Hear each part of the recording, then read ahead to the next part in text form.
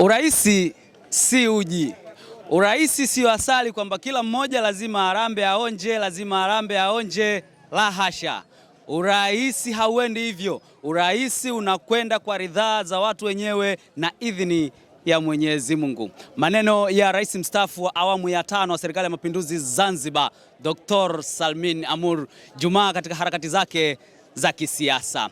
Leo Agosti 2 mwaka 2026 kutokea The Superdome Masaki, ukumbi uliopata heshima ya kuhodhi mkutano mkuu wa club champion ya muda wote wa soka la Tanzania, mabingwa wa kihistoria Yanga Afrika. Tuko hapa kuelekea kwenye mkutano wenye ajenda lukuki, lakini kuu miongoni mwazo ni uchaguzi mkuu. Wagombea wako wengi, lakini nafasi mbili hazina wapinzani. Makamu wa Rais Arafat Ali Haji hana mpinzani, lakini mhandisi Hersi Ali Saidi kwenye nafasi ya uraisi naye pia hana mpinzani. Ndiposa tukarejea kauli ya Dr. Salmin Amur Juma kwamba uraisi si uji.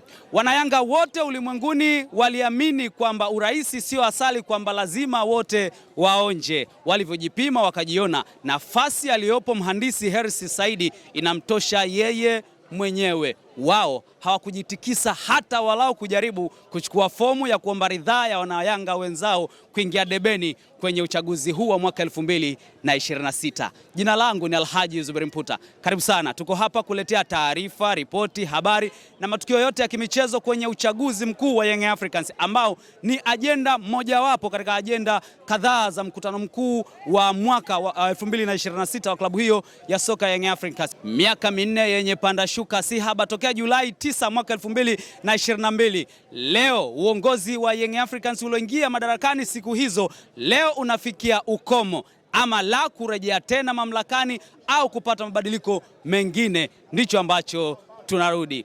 Usisahau kwamba ni klabu ambayo imeweka utaratibu wake wa kuona kila baada ya miaka minne inafanya kadiri inavyoweza kuona namna gani ambavyo wanaingia kutafuta uongozi mpya ambao unaweza kuleta mabadiliko katika kikosi cha Young Africans. Nimekuambia kwamba ni miaka minne yenye panda shuka si haba tangu walipoingia mamlakani Julai 9 mwaka 2022 mpaka hivi leo Agosti 2 mwaka 2026. Walikuwa na mengi ya kuyajadili wakati huo na sera nyinginezo ambazo walikuwa nazo kwa wakati huo, lakini kuhusu ni zipi wamezitekeleza, wamepata faida kiasi gani, wamefanyaje kwenye mafanikio hayo, hayo yanabaki kuwa tafsiri na uchanganuzi wako binafsi. Lakini kupe walau sera chache ambazo waliingia nazo mamlakani mwaka 2022. Mhandisi Hersi Saidi alikuwa na sera zipatazo 7. Ya kwanza ilikuwa ni kuboresha miundombinu ya klabu.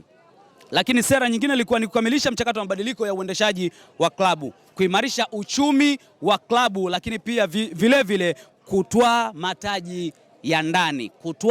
mataji ya ndani, kufanya vizuri kimataifa, kuimarisha timu za vijana, kuongeza ushirikiano kati ya klabu, wanachama, mashabiki na wadau mbalimbali. Miongoni mwa sera alizokuwa nazo mhandisi Hersi Saidi wakati akiwania nafasi ya urais mwaka 2022 na wananchi wakamwona anatosha na wakampa ridhaa ya kuingia mamlakani. Leo miaka yake minne inahitimika na anaomba tena ridhaa ya wanayanga kuingia tena madarakani. Lakini pia usahau kwamba alisisitiza uwazi, weledi na kuvutia wawekezaji kwa kufuata taratibu za klabu. Naitwa Alhaji Zuberi Mputa. Kwa niaba ya timu nzima ya Yoma TV tuko hapa kuletea taarifa zote, ripoti, habari na matukio yote ya kimichezo.